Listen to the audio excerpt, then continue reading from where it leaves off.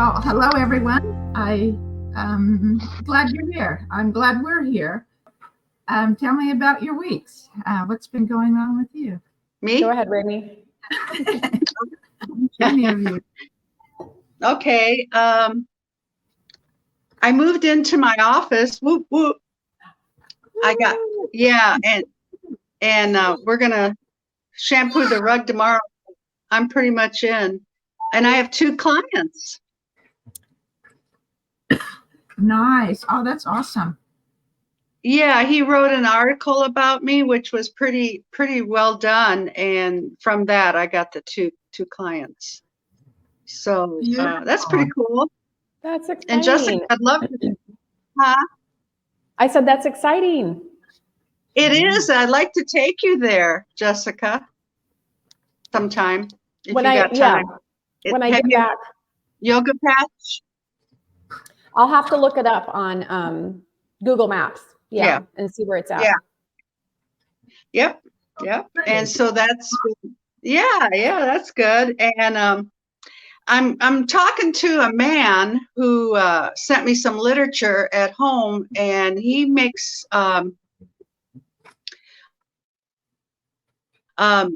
his whole money is off of this bracelet that you guys have probably seen years ago, and it had the initials, "What would Jesus do?"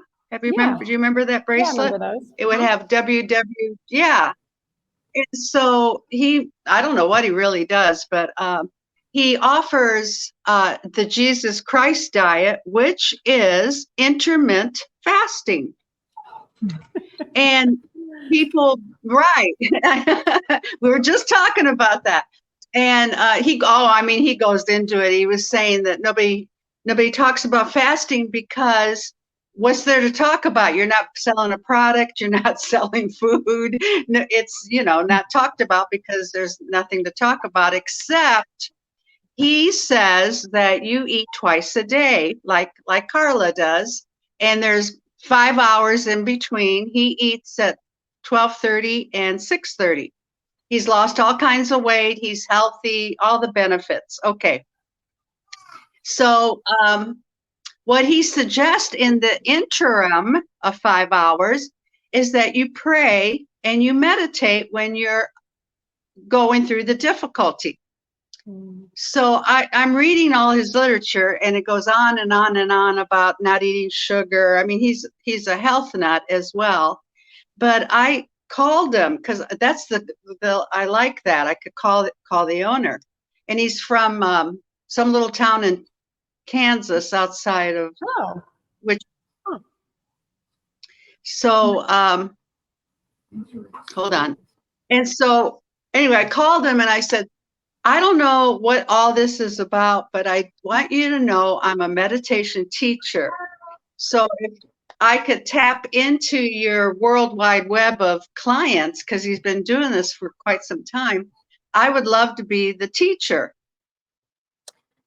Blown away with that, and he's going to get back to me, but I said, these people who don't know how to meditate, it's one thing to say go meditate, but it's nice to have a teacher or some instruction, or I'm sure they get on YouTube and figure it out. But that's my week. Oh my gosh, I'm so excited. Lots of big things. I know. Awesome. Yeah, and the first time I called, it is. And the first time I called him was last week, and I just asked him what was he doing and blah, blah, blah. And he gave me his personal phone number, and he told me he never has done that in all the years he's been in business. And I said, well, it sounds to me like you're listening to God. And he goes, and you are too. Oh, I love it. Isn't that nice? I do too. So we'll see. That's God in the universe working. I love it. That is right. Yeah. So that's my week. And I went and saw Heath, the owner of the club, and he gave me 4 plants, and I bought some of that really, really good shampoo, what was left over. And it was really good to see him. He's in a good place.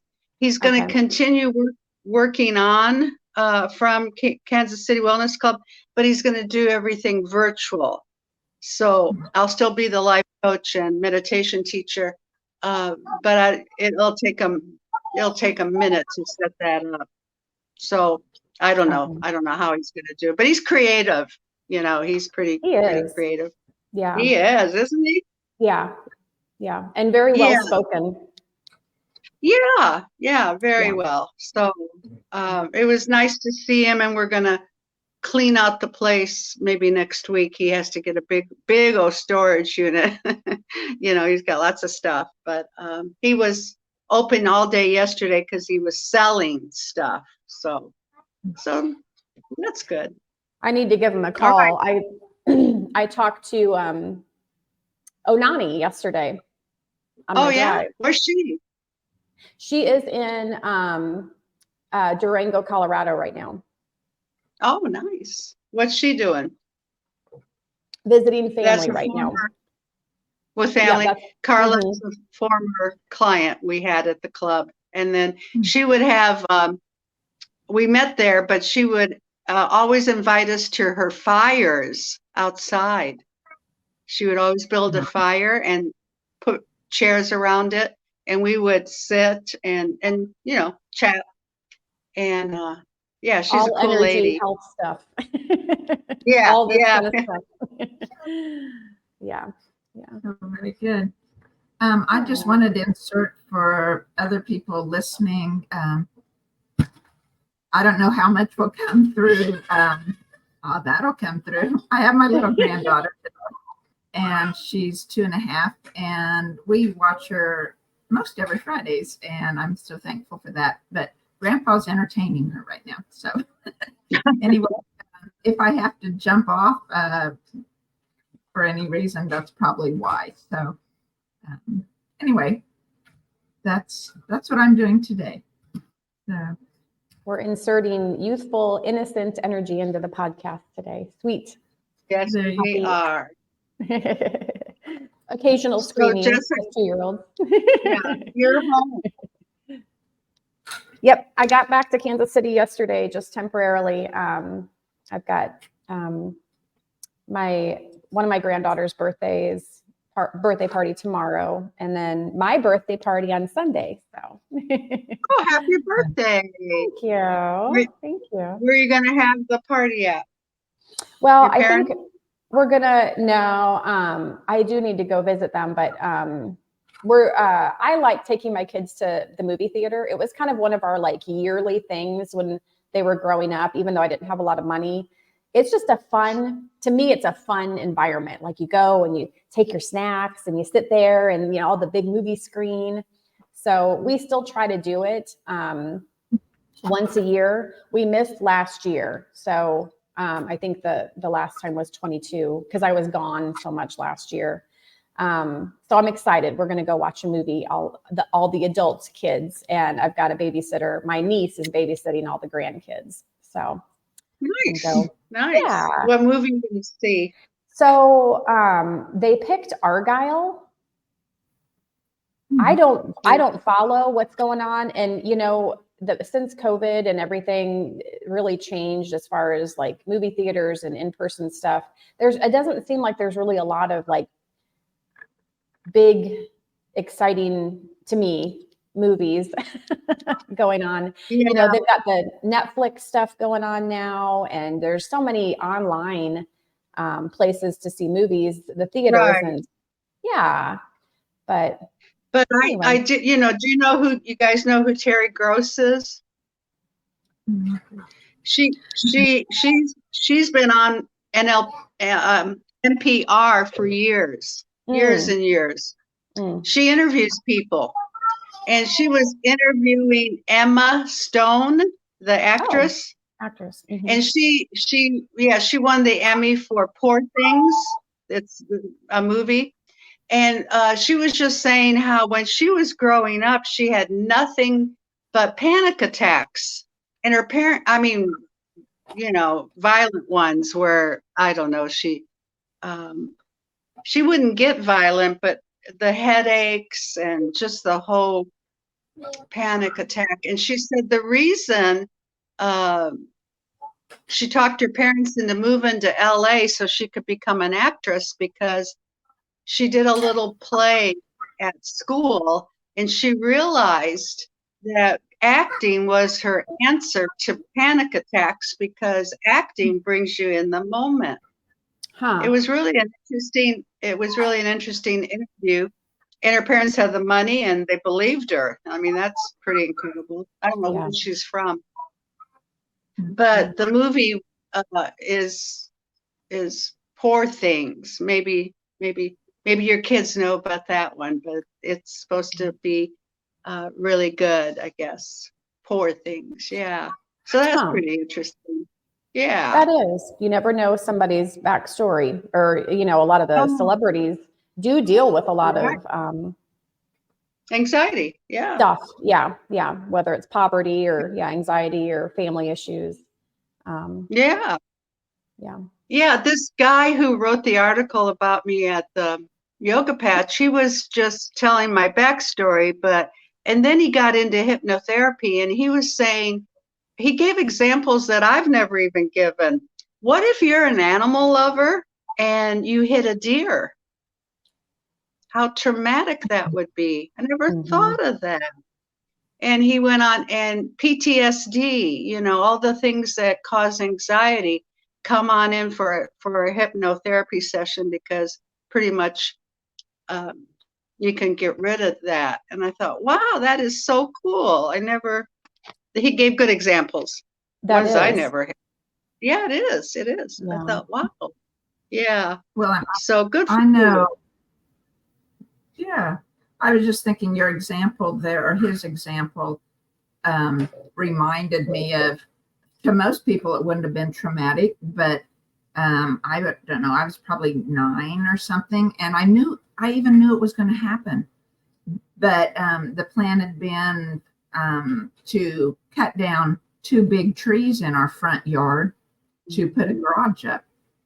And I knew it was going to happen, but I came home from school. The trees were my friends, right? I spent so much time playing around them and in the shade, and they were there all my life, and I would talk to them and stuff. And I came home from school that day, and the trees were laying flat on the ground, and it was so traumatic. I ran upstairs and slammed the doors and bawled for hours, right? And then I remember Dad getting mad at me and ordering me to come down for supper. But it was like, it was just so traumatic. The change. Well, yeah, nothing, it right? is. It is. And that's really kind of, I don't know if you noticed, Carla, but that's what your great grandfather experienced, the trees cut down. I hadn't thought of that. Yes. So I was feeling all the ancestral stuff as well, right? Because I definitely found world grief in myself and in other people concerning when the giant trees were cut down, whenever they were, centuries, thousands of years ago, millennia ago. And I hadn't even thought of that. Thank you, Ramie. I appreciate that a lot. Yeah. You're welcome. Yeah, I it found is sad. Ancestral field, and in hypnosis with ancestors and the oneness, that one of the ancestors had lived then when the trees were cut down. And I found a second one also. She was on the other side. The first one was, I'm trying to think here. No, both of them were on my mother's side of the family. Yeah. And the other one was more of an energy worker, a white witch or something you might call her, but she was trying to help people a lot after the trees were cut down, because there was so much energy and restoration that the trees could do in our energy field on a daily basis, if you wanted that. And she was trying to help supply what the trees could do for the people, and she couldn't do it. And it was so difficult for her to not be able to help that way. So very cool. Yeah. Speaking of the trees, I know we talked about this. I can't remember when it was, but we talked about, and I think you brought it up, Carla, the Devil's Tower out in Wyoming. You mentioned it anyway. And then the big trees. And, I'm just 2 hours away from the Devil's Tower in South Dakota. And there's a lot of, Native American ideas on what it is. And most people say it's a large rock, right? So we had that talk, and about it being a tree. And I thought, oh my gosh, yeah. And I haven't been out there yet. So I was taking care of a patient just a couple weeks ago. He was younger. He was closer to my age, Lakota. And so we were just chatting, and he said, no, there were giant trees. It's not a rock. There were giant trees. And that's one of the giant trees that was cut down. And, I thought, oh my gosh, I got goosebumps, just hearing him say that and telling me his story that he knows, from his ancestors.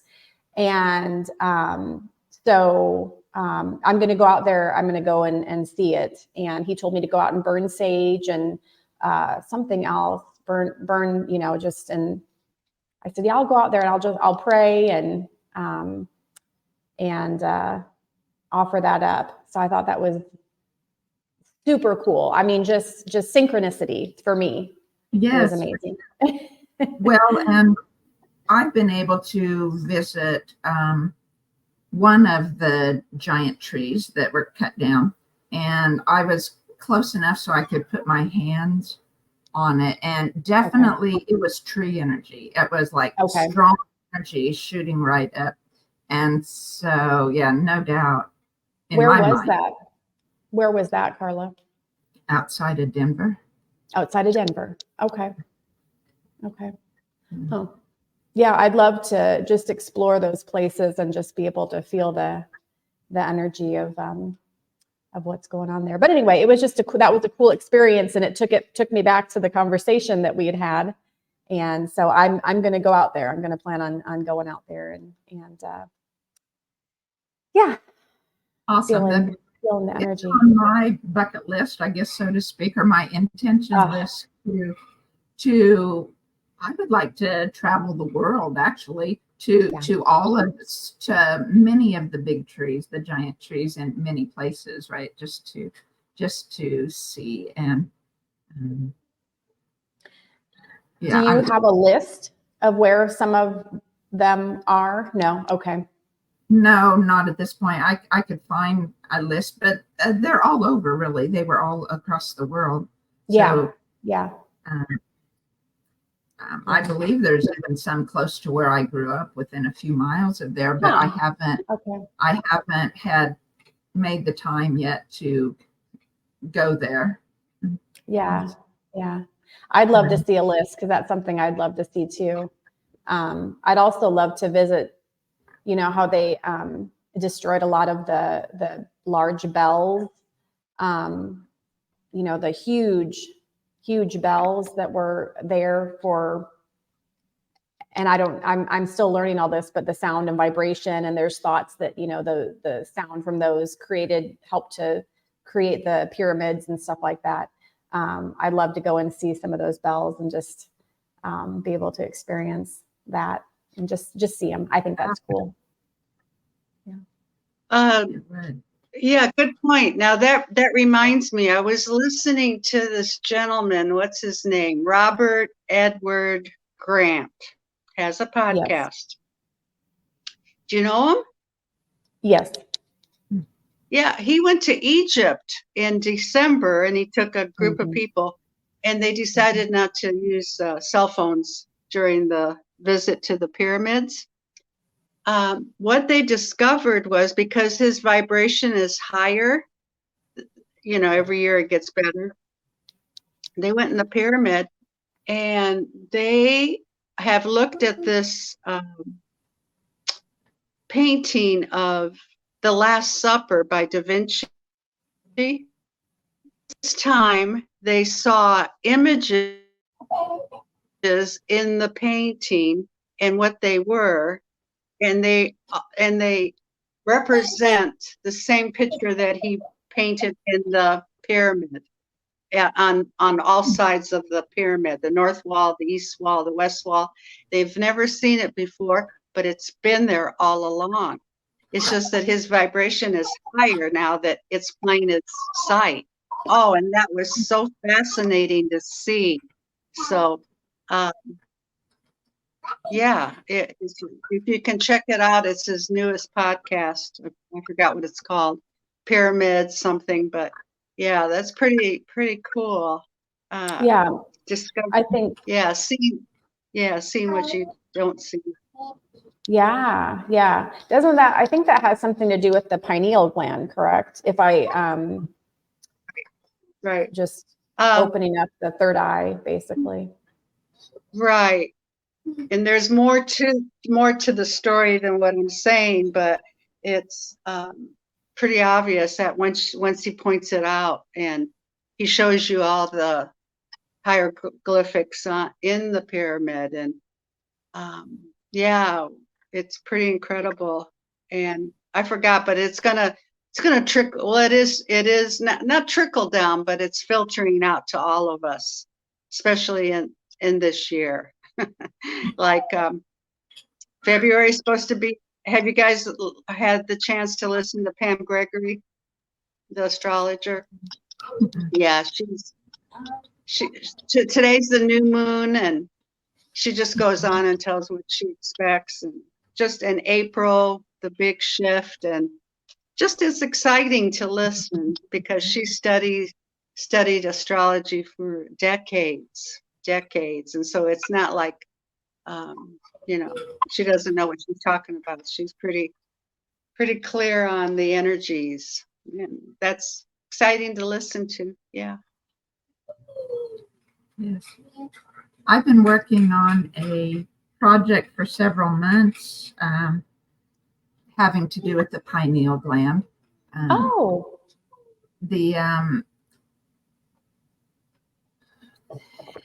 was trying to start where to start. My project, I got into it because, well, of course, most people know that the pineal gland is important with intuition, our center of intuition. And there's been studies that have found that there are crystals, actual crystal, tiny little various shapes of crystals in your pineal gland. And I think there's probably, from my work, I think there's crystals in our brain and around the outer edge of our biofield as well.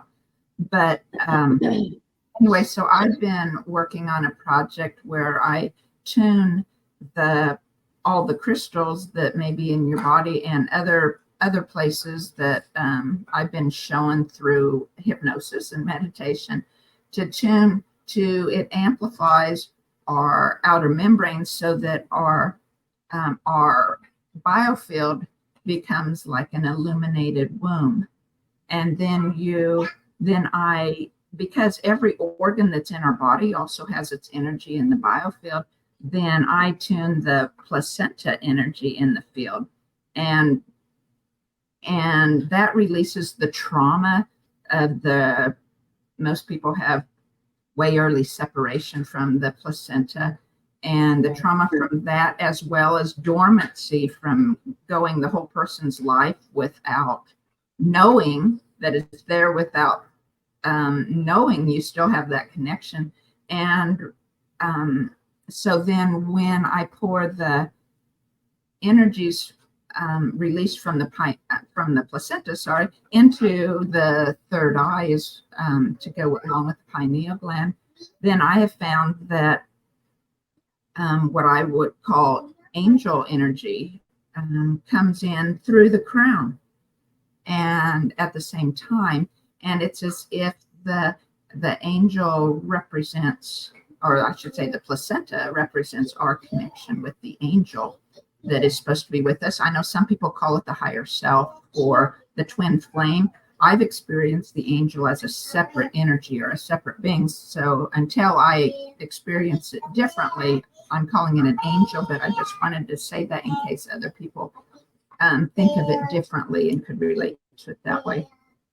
And so I've been doing sessions with that have, some people have reported really awesome changes in their lives.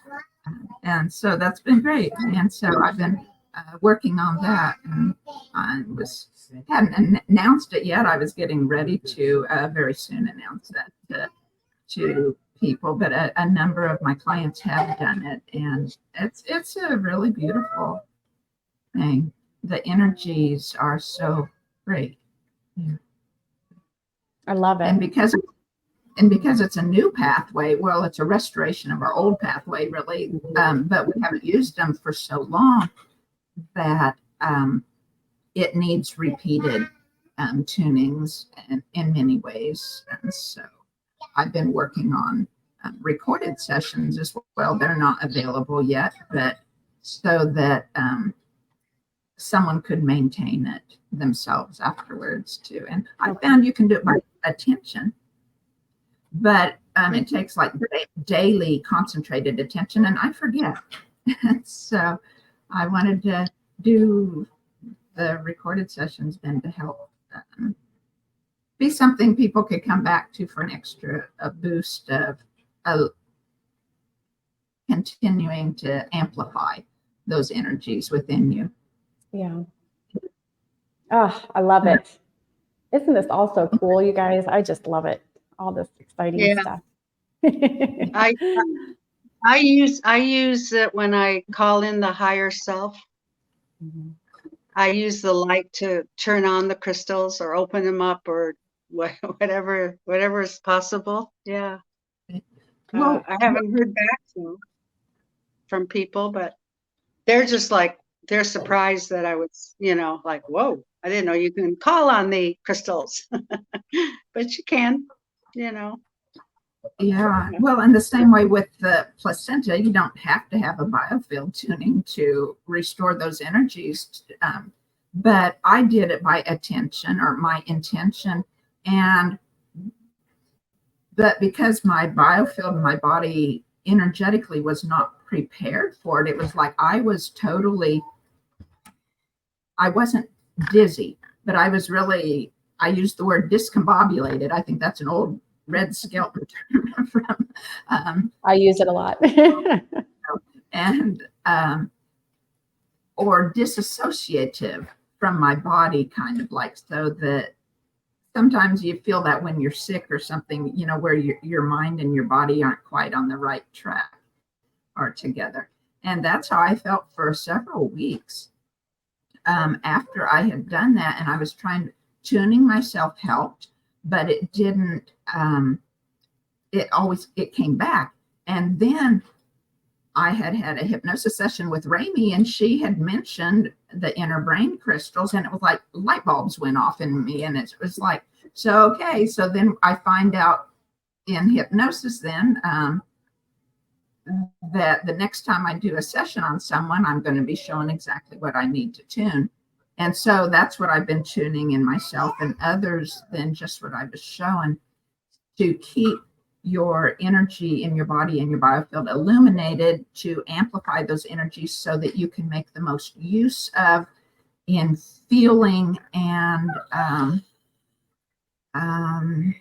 connecting with that angel or higher self energies to increase your inner guidance, to increase your intuition. And I found it took about 90 days of integration.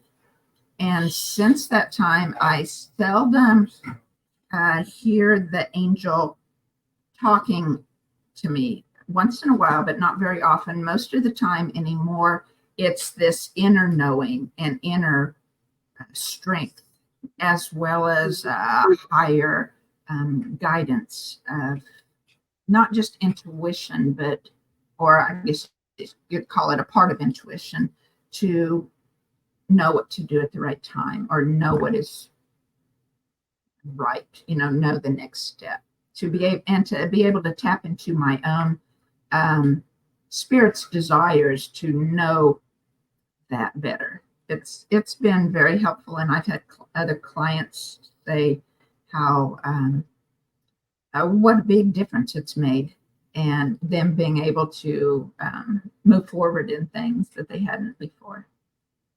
Right. Very good. Yeah. I've been working on another session too. That's tuning your zodiac. I've been calling it. I don't. And I had another practitioner that I trade sessions with this week. I had her tune my zodiac within me, or with me. We're tuning ourselves to receive all and to live in harmony with the energies of the sun, moon, and stars, and the universal energy around us. And wow, it was like I woke up the next morning and I was walking the dog, and it was like, I hear tree energy all the time and other plant energy. I've connected with moon energy. I mean, it just pours through my body and I feel it. I've connected with sun energy and heard from the sun. The other day, though, the morning after the session, the stars were talking to me. And it was like whispers at first, and I couldn't understand what they said. And then I realized afterwards it was the twinkling energy that I was hearing to start with. But I couldn't understand their communication or what they were saying until a few minutes later. And they were saying, "We're bringing you blessings, many blessings." And part of me, I just said, I receive, and I was excited, but I also know that all the star energy that's talked about in the astrology or zodiac, it is for our good. It is blessings that are brought to us, but many times, because of the energies and how they relate to other energies of other stars, or how we relate to them in our old patterns, it's like what comes often doesn't seem like blessings, right? So I'm thinking, well, is it going to come as an easy, happy blessing, or is it going to come as bringing up all my old stories that I need to work through again and again, right? And help turn them around. And I'm guessing it'll probably be some of both. You have to remember blessings in many ways, right? And often difficulties are blessings. For sure. Yeah. But that I've been so my birthday was this week too, and I was so happy birthday. Thank you. But I was so much more able to feel and understand in a different way after that astrological tuning, right? That we do live in harmony with the universe, and that the universe is always working in our favor, even though it doesn't seem like it. But this life is so much to be celebrated, and I hesitate saying that because I know different parts of my life and everybody's life has been very difficult at times. But some people, there's a lot of people that have much more difficult lives than I've had, and I know it doesn't feel good, and it doesn't feel like the universe is always working in your favor. But this week, it's like that knowing that it's always working in my favor has moved from my mind to my heart, right? With that zodiac tuning, I think. So pretty awesome. I'm excited to celebrate life, right? Every day. Right. Yeah. What day was your birthday? Oh, I'm not going to tell. Oh, okay. I'll tell you later. I'm not sure I want the world to know what my birthday is. Oh, okay. It's just because my sister's birthday was Tuesday. That's all. Okay. It wasn't Tuesday. So, Okay. Yeah. Okay. so anyway, yeah, life gets better. Sometimes we think of, the older you get, that you're losing out on what you could do when you're young, or especially you're getting more wrinkles and more gray hair. So your bones might ache more, or your joints might ache more, and things like that. And so you think in general that growing older is not fun. I guess I'm saying this to younger people watching, and every year gets better when you're on a emotional and spiritual path to know yourself and know God or know source energy more. Then life gets better, and it's a wonderful thing. So guess that's what's been in my life this week. So Jessica, did you have anything else you want to add? Ramie and I have done more talking. No, I'm just happy to be home. And I think, I don't know, I was feeling as we were talking about that, I talked to so many people who are going through very difficult times, right? When they're going through their gut problems. So they might be having depression, anxiety, sleeplessness, and just all the things that come along with either thyroid or gut hormone dysregulation, and then issues with their kids. And so, maybe at another time we could talk about what that means, and how they can think of that in a positive light, or just how to process that, like everything's working out for your good, but my child has this and this and this going on, or they're in the hospital, or maybe a child passed away, or things like that, and how we can reach and help and support those moms. It's just something that's on my heart, because it's, yes, I want to say that the universe, has your back, and the universe is always working for you. But like you said, Carla, it doesn't always feel like it. When I was going through my stuff, and as we all have at different times, it's usually not till after the fact that you realize that, right? But when we are, all three of us, working with people who are going through it at that exact moment, how do we better convey that understanding, I guess, I think. Yeah. I talked about that a little bit, about my experiences with that in my book, where I was trying to grasp an understanding of the difficult things that had happened and work through those.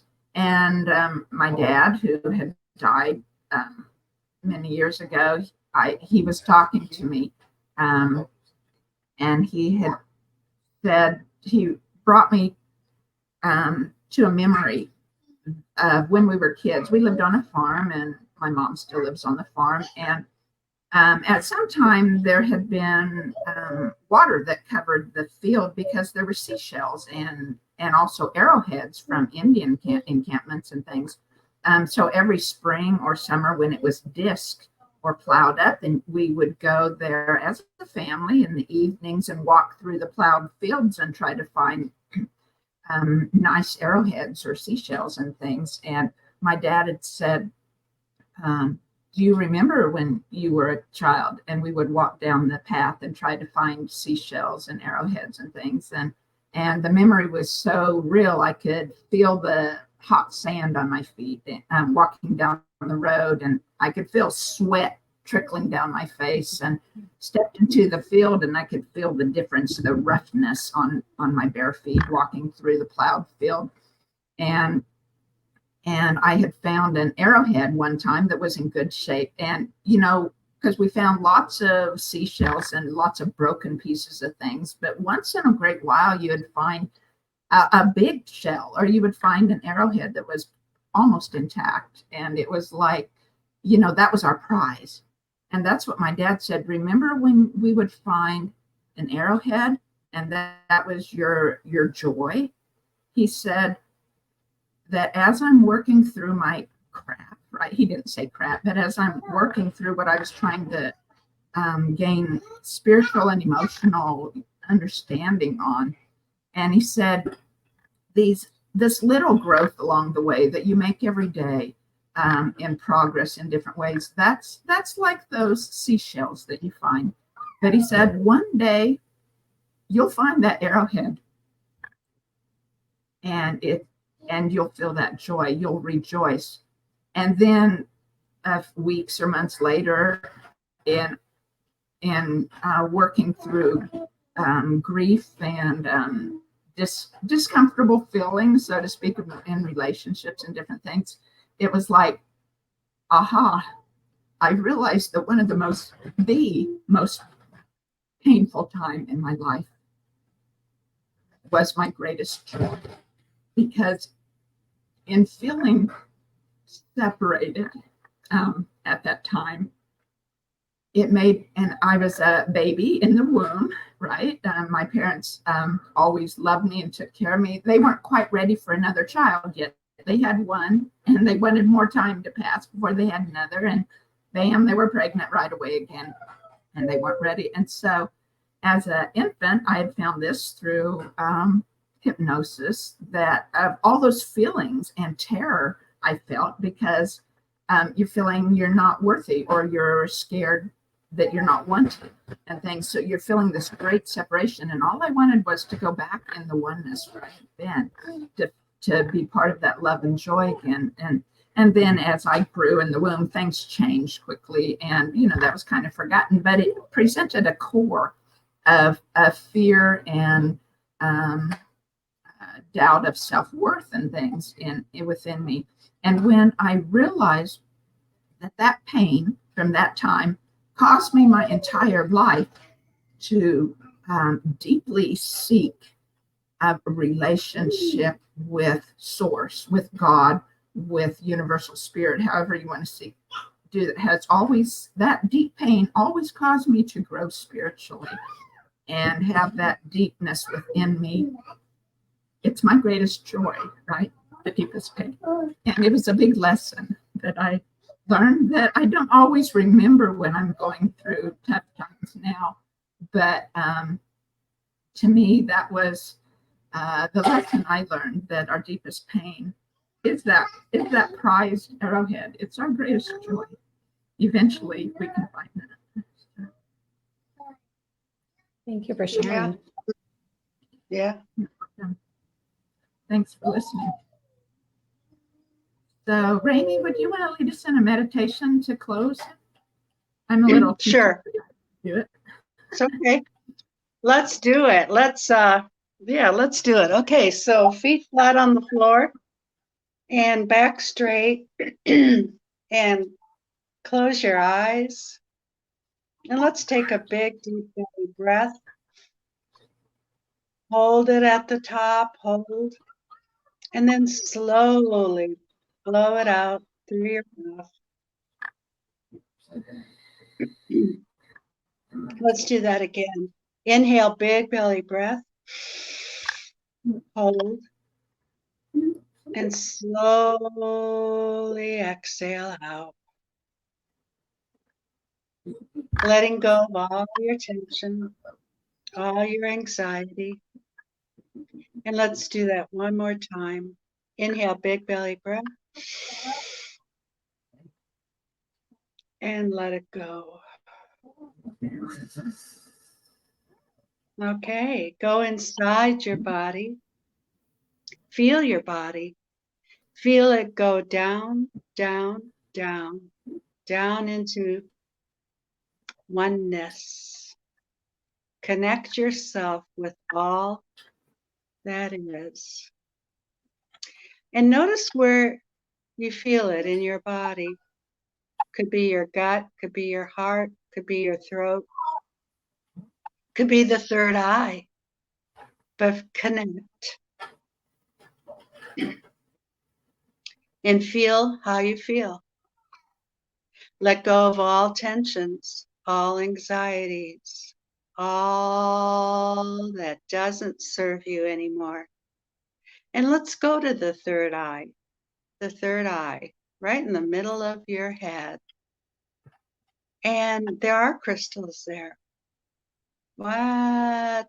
Why don't you connect with your crystals? See if you can feel the energy. See if it will open up. See if you can see the light from the crown down, down, down into your third eye. Opening, clearing, healing. And then let the light go down to your throat chakra. Opening, clearing, healing. And let the light go down to the heart space. And stay right there in your heart space. And notice how you feel. And if you don't feel love, call it in. Because you already are love. Nothing to do, nowhere to go. So let's stay in our heart space. Thinking of love. Set your intention for the weekend. What do you want to do? What do you want to have? And let's stay here for just a moment or two, and I'll call you back. Thinking of nothing but love, love, love.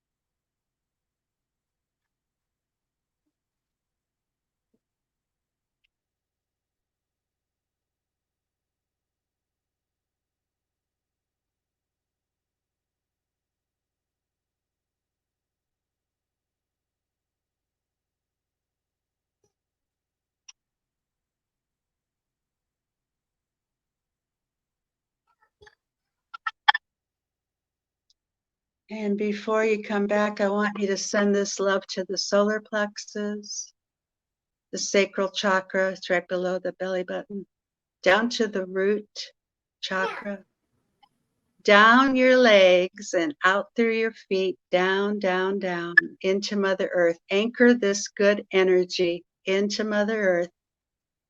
Rocks, water, crystals. Anchor it in. Feel the energy she has for you. Love, joy, compassion. Being in the present moment. You are grounded. Feel it, feel it, feel it. And then bring it all back up. Back through the soil, the rocks, the mud. Back to your feet. Charge up your feet because you need your feet. Walking everywhere you go.